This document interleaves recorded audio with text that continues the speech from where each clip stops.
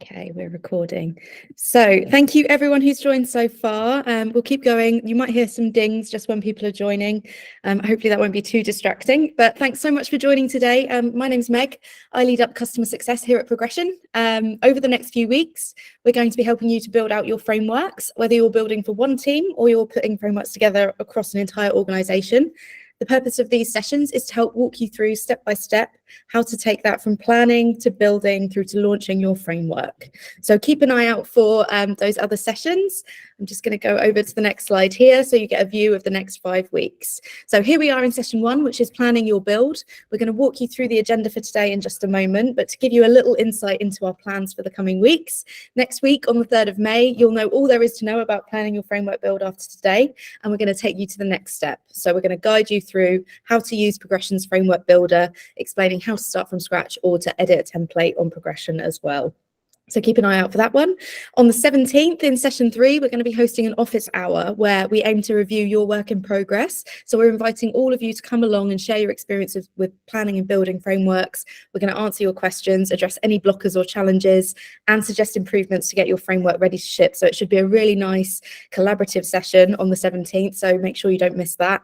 And then finally in session 4 on the 24th, we're going to talk about launching your framework. So we're going to cover any last minute questions you've got about getting your framework ready for launch. We'll show you how to put together a rollout comms plan and explain how to continue iterating and improving your framework once that's gone live with your team and your organization as well. So stick with us over the next few weeks, and by the end of May, you'll be able to confidently launch your framework internally for your organization or for your team. Getting started today, we're going to be focusing on planning your framework. So before you start to build your framework and create your skills content, it's really important to have defined your framework's purpose, how that's going to be used, and how you're going to bring your team along with you and collect their feedback throughout the process. So in this session, we're going to talk you through how to research and plan to set yourself up for success. We'll talk about discovering your why, getting to the root purpose of your framework and why this needs to exist. We'll talk about setting boundaries so that you don't lose control of that build process and that you stay on track. We'll share some best practices where you can find inspiration, whether that's through Progression FYI or through our public library. And we'll help you to identify your key stakeholders and bring them along with you on this journey to getting your framework live. We're also going to get you ready to build. So we'll get you thinking about how to define your framework structure. We'll give you some advice on how to align your team skills and talk about team skills levels. And we'll talk about how you should consider a pilot before you launch your framework fully.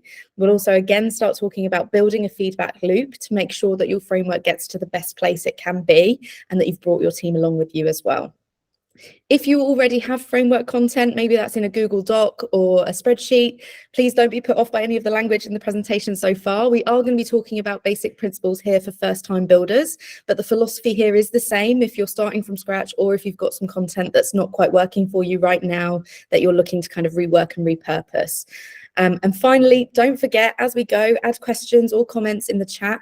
I'm going to try and leave plenty of time for questions at the end of the session. I would love to hear from you all, whether that's feedback on any of the things that you hear today, or if you've got a specific question about your research or planning your build, please let me know. I'll try and leave as much time as I can for that, and we'll also mop up questions, more on that later. Some of you on the call today might be very familiar with Progression. For others, this might be the first time you're interacting with us. So briefly introduce ourselves. Progression is a career design platform created to help you build, host, and interact with your career frameworks, giving your teams clarity of what skills are needed for their current role, for future roles, and for all roles across an organization. It's going to help them to record and engage with their skills growth over time. Progression gives you as creators the tools that you need to create great content fast, and it's going to empower your team members to engage with their career development daily, bridging that gap between career conversations and helping individuals to own their own career stories. So we do a lot of things at Progression, but the one thing we focus in on is designing careers and helping people to visualize what they look like in organizations just like yours. Before we build, we want to start up with some research and planning. So step 1 is to answer this question: why do I need a framework? This might seem like a really obvious thing, but the reason we ask you to stop and take stock here is that it's really easy to get pulled in a lot of directions when you're first introducing the concept of a framework to a team or to an organization, because there are so many things that frameworks can help with, And we've listed just a handful of those here to help get you started and thinking about it. So frameworks can help you to help identify skills gaps and opportunities. So they'll help you understand where you need to deploy additional support and resources, where you can be upskilling existing teams and helping them to be the best they can be. They can also help to promote career clarity. So a framework can help your team to visualize the opportunities available and understand and plan where they are and where they want to be going. So they can start to think about that next step in their career and promote meaningful conversation about what's required. I'll just draw your eyes to the bottom of the screen here. So companies that excel at internal mobility retain employees nearly twice as long. That's not a statistic that's easy to ignore. You want to keep your great employees in your organization. So excelling at internal mobility will help your team members visualize that if you're using a framework. So make sure that you're considering that as well as we kind of work through the different benefits of having a framework right now. Frameworks can also help you to enable better succession planning. So using your framework and engaging with skills development across your teams is going to help you identify who's ready to maybe take that next step in their career. And you can also start to identify areas of risk where there are skills gaps that you need to address, just in case someone leaves or circumstances change. So you're going to get better visualization of where those gaps are and where you can sort of deploy resources or start to hire in to kind of support that as well. We can also help you with a framework to align expectations between managers and teams. And this is really important. If you think about your career conversations now and how they're led, are those career conversations as productive as they could be? Is everyone on the same page about what's required for a certain position in terms of skills and skills level? A framework helps everyone start on the same page because there's a living document to refer to. So when you're trying to articulate your progress as an individual, or if you're trying to explain the requirements of a role as a line manager or a senior person in the organization, a framework is a great thing to refer to and kind of help bring everyone to the same starting point on those discussions.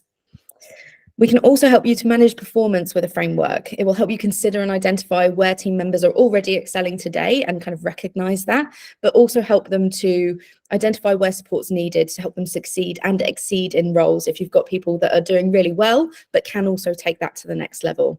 Again, you're going to be able to articulate what that looks like and what the next steps are.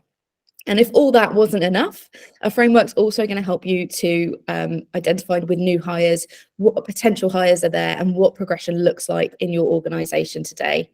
A framework can really help to set yourself apart from the competition when you're trying to attract top talent. It's increasingly important for people to be able to visualize what progression looks like in a job where they're maybe considering a new company or a move in an existing company. They want to be able to see what that looks like. Before we go forward, I just want to remind you that you won't have arrived at I need to build a framework out of the blue. So it's always worth retracing your steps to see how you arrived here. Did you see some survey results from employees that prompted this? Did you lose a high performer due to a lack of progression opportunities? Are you aware of discrepancies in skill expectations from managers? And just take a moment now to maybe write down your whys. Why do you need a framework specifically right now in this team, in this organization? And we will come back to that later. While you're doing this, try not to write down more than 2 key whys. I know I've just listed off a whole bunch of good things that frameworks can do, but narrowing it down is really helpful. It's not to say that your framework won't someday have more than 2 purposes. It almost definitely will. But for round 1, when you're developing your content and defining your processes, first of all, you want to have less as more because you want to stay focused 100% on what you're trying to deliver at each stage. So try and be really laser focused on what you're trying to achieve with your first draft of your framework. While we talk about staying focused, you also want to set some boundaries. So this is a great time to sort of stop and think what boundaries you should be setting. You now have or soon will have your why for your first draft, which is a great start and something you should keep top of mind at all times as we go through this process. But there are still more boundaries to set to make sure you're setting yourself up for success. So if we think about some of the practicalities of building a framework, there are a few decisions to be made. One of those is how many teams or positions your first draft framework will include. If you're building for one team, this is probably a really easy question to answer. But if you're thinking about an org-wide rollout or a team with multiple disciplines within it, you might want to consider breaking the build down into different stages with different teams first, just because you've got a few more moving parts, you've got more stakeholders involved. And what we're trying to avoid here is your framework build sprawling out of hand. So try to limit your first draft in this way, and don't be too tempted to try and include everything all at once. Another helpful boundary here to consider is how the framework's going to be used. So we want to think about the existing processes around skills development, performance management, career conversations that you have in place today, and think about how you see your team interacting with the framework long term. If you have one-to-ones, quarterly reviews, performance management processes, where does the framework fit alongside this in your mind? Ideally, how often do you want your team to be engaging with it? When you think about what you would find helpful and manageable as an individual, that's a really good principle to apply to the whole build. If you think that you would find something difficult to engage with, chances are the other employees in your organization will too. So definitely think about all of the different processes that are in place right now and how you're going to plan to communicate any changes to those or additions to those effectively. With existing processes, we also often introduce existing tools that you might want to consider as well. So what other tools are in use today in your organization or in your team specifically? And what are the purposes of each of those? How are you going to communicate to your team where a framework fits in line with the tools that you already use today? What we don't want to cause here is confusion about what processes live in which tool. You want to be really clear on how people are going to use this framework and interact with it day to day. And most importantly, we need to think about what success looks like. So ask yourself, what does success look like for me, for my team, for my organization? And these successes might look different at each level, depending on who you are and what you're trying to achieve with your why. There also might be different timeframes as well for achieving those successes. So have a real think about this.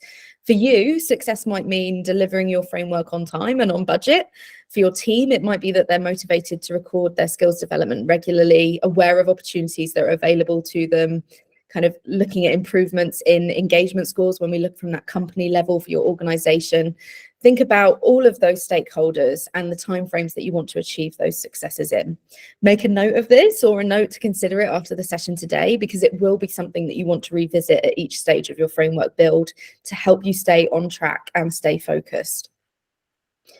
We've been talking a lot about whys and about purpose and all of these things. And if you've struggled to answer any of the questions that I've been asking you so far, don't panic. It might feel like there's a lot to think about at the start, but there's also a whole bunch of information and inspiration that's out there already. That means that you're not starting from scratch. You'll likely find yourself asking questions like, what are the other organizations in the world doing? How are they approaching this? And at Progression, we're passionate about surfacing as much of that information as possible. So we've created some great resources to help you to do that. One of those is the Progression Library, which is a collection of skills and framework templates created by Progression and other Progression users that you can use to create a framework for your team in seconds. You can use those as they are, you can amend them, you can add to them, you can remove parts, you can really customize those down to what you need for your organization. We also have Progression FYI, which is a collection of open source frameworks that we've gathered so that you can easily explore from one place what other companies are creating and considering as they build their frameworks. And that's both on Progression and outside of Progression as well. And we also have a public frameworks library and some case studies on our website too. A collection of all the frameworks our customers have published using Progression. So you can not only see how they've kind of approached developing their content and sharing that, but you can also get a sense of how that looks and feels on Progression as well. We're obviously biased, so we think it looks fantastic, but definitely have a little look around and you'll be able to see how your Progression framework could be hosted too. It's worth mentioning as well that sometimes you don't even need to look past your own office front door for inspiration, and that might be a virtual office front door in the world that we live in today.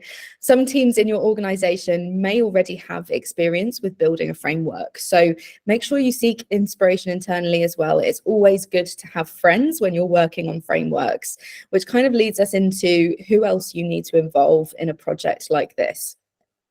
No framework build should be undertaken alone. That's one of our key beliefs here at Progression. You really need to have allies as you go through your build and your launch of your framework. We think that there are 3 particular groups of allies that you need to focus on when you're getting started. First of which is your sponsor, which should be someone at executive level, ideally, someone who is bought into the concept of the framework and why it's so important to your team and to your organization. Frameworks will often surface a lot of questions about skills requirements, internal mobility. You'll want a senior sponsor to help you kind of manage those questions and support you through the rollout. So think about the questions that your framework will kind of prompt people to ask, and think about who you're going to want on side to help you answer those as well. Second, you'll want your co-writers on board. There's content to be created, you'll want different perspectives on that content, and you'll need subject matter experts in your teams to help you craft team-specific content. For example, if you're in a HR team and you're looking to build this out for a few different teams, you'll want to bring in representatives or leaders from each of those teams to contribute to that team-specific content. I couldn't write a skill, for example, on coding. I would want to seek some experts on that to help me put together that content. And you can look in the library as well for inspiration there too. If you're a team lead, think about someone in your team who exemplifies a certain skill. Ask for their input in articulating that as well. You've got loads of resource internally already that you can kind of lean on to help create skills content that's going to be really meaningful and impactful for your team. Third and finally, you want your pre-launch collaborators. Think about who you're going to bring in to help get you feedback before you launch. Who can help you to kind of promote your launch and the initiative of the framework internally first. These collaborators are going to help you to promote your framework, encourage people to engage with it, encourage people to share their meaningful feedback on it as well. The best frameworks that we see are frameworks that have had multiple people inputting into them and then had various feedback loops to make sure they're the best they can be. So always consider who else you can involve, the allies you can have to help you build on your framework and get lots of different perspectives in there as well. So overall, in research and planning, you will have considered your purpose, your whys for creating your framework in the first place, your boundaries, what you're going to put in place to make sure your framework build stays on that purpose and on schedule, your boundaries, what you're, best practice, what you're going to make sure you've learned from others and getting your help where it's available, and your allies that you're identifying as well. You're going to need them to back you up, help you push forward your framework build and your launch. So purpose, boundaries, best practice, and allies, that's what you're going to want to consider as you're researching and planning your framework build. There's quite a bit there to jot down. As you can see, I'm already falling over all of the different things we've got to cover. And that's why we've created a simple rollout checklist that's available to you. It's in Notion right now. You can copy that over and use it as your own. We're going to email across a link to that checklist after the session as well so that you can work on that. My colleague Alex, who you might have seen working behind the scenes today, is sharing links in the chat as well. So keep an eye out for those as we go. And that's your research and planning. With that considered, we can now start to think about the build process, and a good place to start there is with the framework structure. You can get a lot of inspiration from your existing org structure. So if you think about what your team's pathways look like right now, consider if you think that they're going to change, or if actually that's going to stay basically in the same principles that you've got already, the same positions that are there. Start with what you know and the roles that are available right now. And when you're considering that right now view, you can also start to ask yourself questions about the levels of seniority that exist today. Do you want to keep those? Are there enough different positions available for people? If you're trying to build in some sort of progression opportunities for people, it may be that you need to introduce new roles in there. And again, that's something that you're going to want to talk to your sponsors and your co-writers about as well. You will also identify things like naming conventions, things that we don't really think about day to day. If you've got different sort of seniority levels, you might refer to those as junior, mid, senior staff. It might be level 1, level 2, level 3. You're going to need to start thinking about what those look like for specific teams. And if you are planning sort of a framework build across multiple teams, there might be variations in that to consider as well. So if you're going to be looking at those changes and kind of looking at changing those naming conventions or anything like that, just make sure that you're aware of that early days before you start building it out, just so that you can make plans to communicate that effectively in advance of launch, just so that there are no surprises for anyone when they're first seeing the framework. If you're considering expanding roles available or introducing new levels of seniority, a helpful hint there is to also think about the high performers and what their next steps look like. So if there's a sort of a rescue mission in place to kind of save some of those high performers who are struggling with that mobility, just kind of think about what that looks like and what's possible today with all of those other concerns like budget, manpower, all of those things. After basic structure, you're able to start thinking about the skills that you're then going to slide into that structure and the main skills that you want to include in your framework. A good place to start is in skills that everyone in your organization should have. And there will be skills that everyone in your organization should have. Quite often, companies have company values that they can refer to here as well. There will be a set of skills that everyone needs to have, whether that's initiative or acting like an owner, which is one of Progression's company values shown here. Having skills that are present across all roles means that you can promote internal mobility a lot easier. When users come to look at their role in comparison with other roles, they're able to sort of clearly visualize where they have some of the foundational skills they'll need and where they may need to focus on changing and developing skills over time to kind of go down those new pathways in future. I mentioned company values there as well, because they can usually translate really nicely into skills for your framework. So I mentioned act like an owner. That's a Progression company value that we have, but there are a few individual skills that you could take from that as well. So if you don't necessarily want to translate an entire company value, sometimes they can include quite a few skills, you can take inspiration from those instead. So for example, act like an owner implies skills of ownership, initiative that I might want to factor into the framework instead. So take a close look at your company values, see where you can take inspiration from those skills that already exist today. And last but not least, which is definitely the most important one, I think, on this page, is deciding how many skills your first draft should have and sticking to it. It can be really easy to over-egg it with the number of skills that you include in your first draft.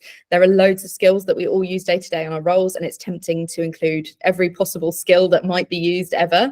But set yourself a limit for the first draft. We recommend somewhere between 8 and 12 skills as a general guideline, because that's going to force you to select the most critical skills first and really help you keep that focus on what you're trying to achieve. You want all killer, no filler. Each skill in your team, you'll want them to interact with, you want that interaction to be meaningful and impactful. So you don't want anyone to come across a skill in the framework that they feel doesn't really mean something to them, that doesn't reflect what they do daily. It's important to get feedback here as well. So that kind of takes us nicely into the next question, which is about piloting. Pilots are really powerful, and the answer to should I pilot is always yes in my mind. You want to get feedback on the content that you're creating and the structure that you have. It's really important when you're launching a framework to bring people with you. The purposes behind building a framework is always to serve the employees, whatever the benefit is that you're trying to get to at the end. You want people to come along with you. You should already have your sponsor, your co-writers, your pre-launch collaborators identified when you're getting to this pilot stage. But where the real test is in the hands of the people that are going to be using the framework day to day. So a smaller pilot group, a subsection of users are going to be able to give you a fresh perspective on the content and the structure you've created, and you can get a sense of any final changes you need to make before you go live. Generally speaking, the people using the skills every day in that role are going to be best placed to tell you the examples of how they use it, of the description of that as well. So getting their input is really important. A pilot is also going to help you identify where teams might fall behind in that build and review process. So you'll start to get a sense as you go through that, teams that are naturally very engaged and productive with the framework build and those that maybe need a bit more support.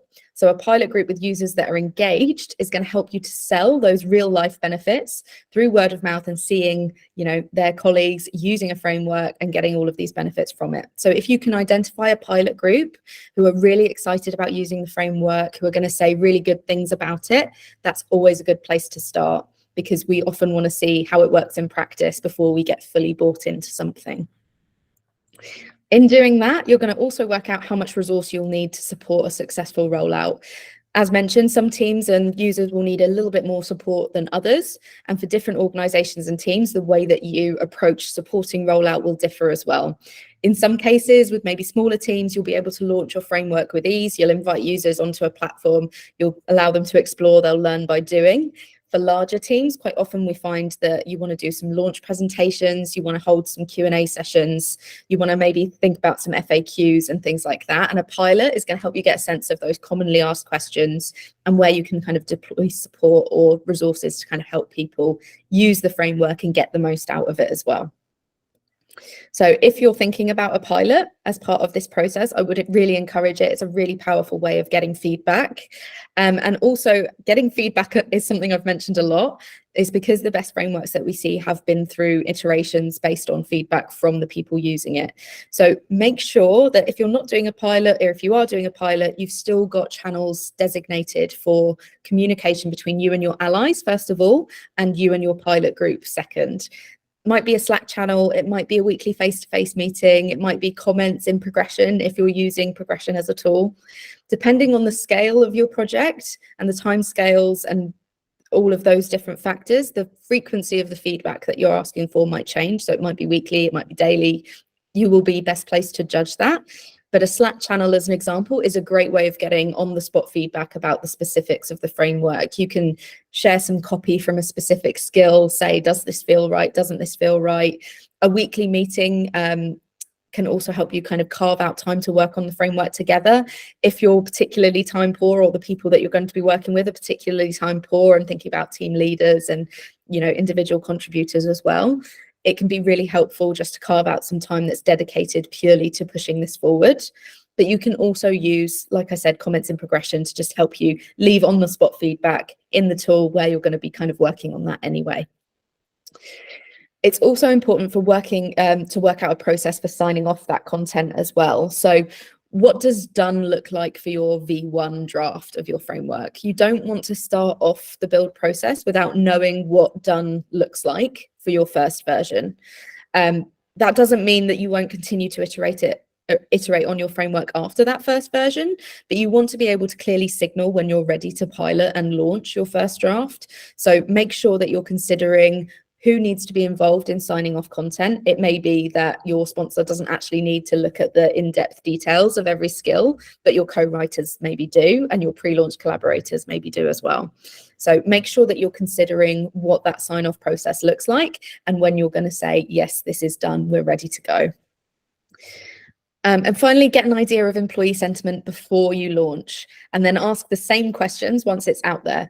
This is basically the equivalent of a before and after photo. You want to know how your employees are feeling about your key whys, your key motivations for building your framework before and after it exists, so that you can confirm if it's serving the purpose that you intended when you set out and started building this and launched it to your team or to your organization. So definitely consider, it may be a survey, it might just be asking a few different people for point of time sentiment on how they're feeling, but your before photo is really going to help you see how successful your project has been when you get past launch as well. And it's another way of getting that great feedback that you're going to need. So for getting ready to build, you've considered your structure, you've considered your core skills, you've thought about whether you're going to pilot and how you're going to get feedback, and you're ready to start actually building out your framework with your positions, with your skills, with those different skill levels. We've got our Notion checklist again that I'm going to plug, just because it's so helpful to help you track your progress as you go through this. Between now and our next session, which is focused entirely on how to build in Progression, we're hoping that you can go away and start to fill in the checklist. You should be able to fill in 2 quite big sections after you've started considering some of these things. It is homework, but it's good homework. But before we send you off into the world to do that, I really want to make sure that I'm answering any questions that you have. So I've got an any questions slide. You'll see that I've prompted you to pop some stuff in the chat. There's also a Slack community that we have that we're going to encourage everyone who's joined today to come in and join as well. We've set up a Build Academy channel, so you've got a designated place in there to talk about your build, your plan, all of those different things. And Alex is popping some links in there as we speak. But please do get in touch with me. You can email me at support@progression.co as well if you're not in Slack or you don't want to set up a free account on Slack either. There are ways of getting in touch, so I would really encourage you to do that. I'm going to head over to the chat now. Hopefully we've got some good questions in there. I can see a lot from Alex. Will you share the slides? Yes, Alex is already on that one. I don't think we've got any questions yet. Has anyone got anything that comes to mind at all? Hi, Meg. This Hi. is Sarah. I have a question. Great. Hi, Sarah. Hi. So question for you on how we can tie the framework with compensation. So at a previous organization, we didn't quite get there. We were also over 1,000 employees, but my goal is to really do this simultaneously to the extent that we can. So what would you say your take is in tying competencies, career frameworks, and then salary to it? It's a really great question and one we get a lot, actually. So I think one of the things that I would consider is obviously when you're kind of taking stock of what your organization looks like already, one of the things you'll need to factor in is sort of salary banding, and if that's something that's already defined, or if you have quite a lot of discrepancy between salaries across different positions, because that adds in an extra layer of sort of complexity to that project. So when you're doing that sort of stage, maybe outlining where you've got particular areas that are going to be that you're going to need to invest a little bit more time to kind of manage through. That's part of that project. But the sort of framework model lends itself quite well to also being able to illustrate salaries and give you salary transparency as well. Progression as a tool has an area to sort of outline salaries and give you that transparency as well, if that's something that you want to do within a tool like Progression. I guess for me, there's probably some questions I would want to kind of go through, Sarah, just on sort of size of team, where you're sort of starting from. Are salary bands defined, or is that something that's probably a little bit earlier days? Yeah, no, they need to be. They're sort of informally there, but not fully. Great. I think if you start sort of by defining the different positions and that structure and the skills required at each level, that will give you a nice sort of format to help you then associate bands for each of those different sort of skill sets and skill levels. So that could be a really nice way of you starting to kind of outline those boundaries between different positions and the salary bands related to them. Got it. Thank you. No problem at all. That's something as well, Sarah, we can take offline, we can chat in the community about as well. I know that there will be other people probably on this call and outside of this call that are going through the same thing as well. Mm-hmm. Thank you. Great. Any other questions from the room?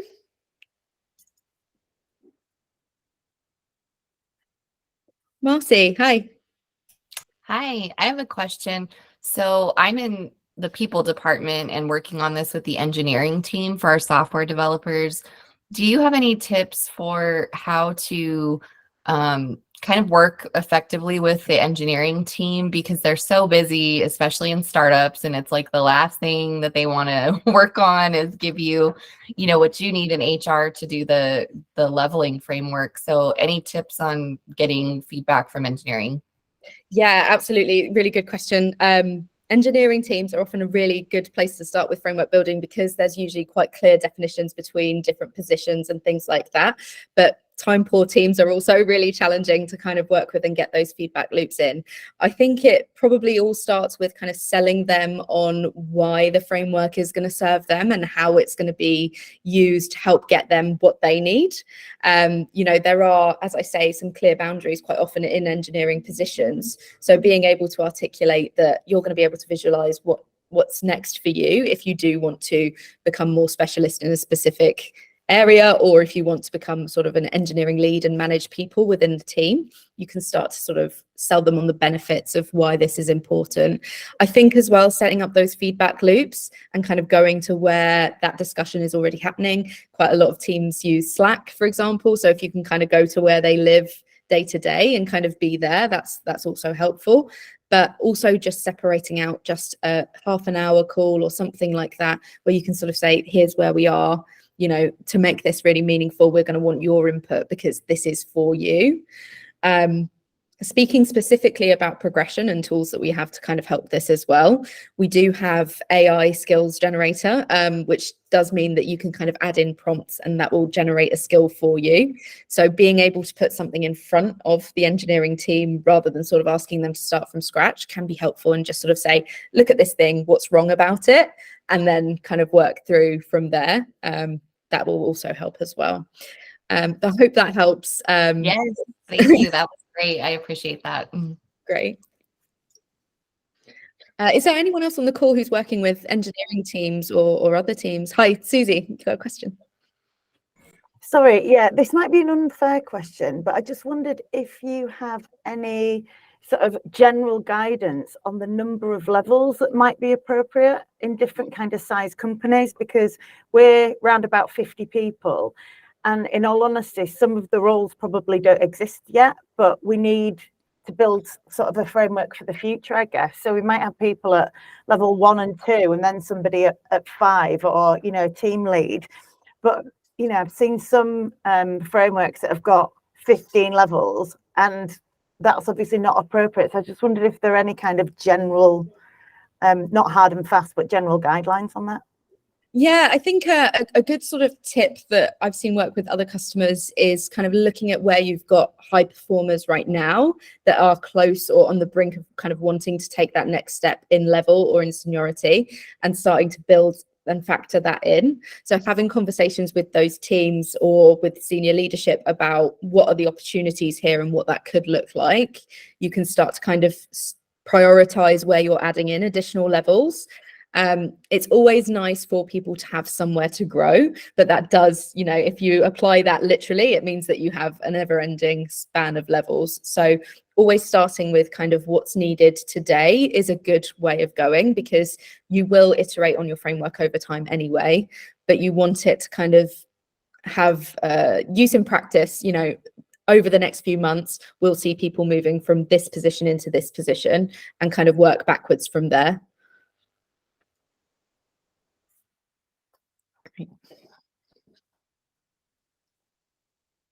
Any other questions?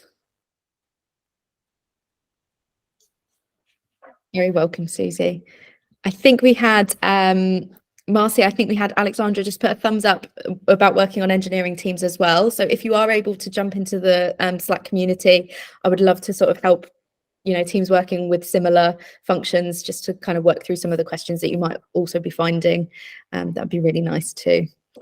Okay, I'm going to leave it there for questions just for the moment. What I will do is I'll follow up if I get any questions back separately through support or anything like that. I'll ask to share them back more widely, just in case there's something that's relevant to anyone else on the call today as well.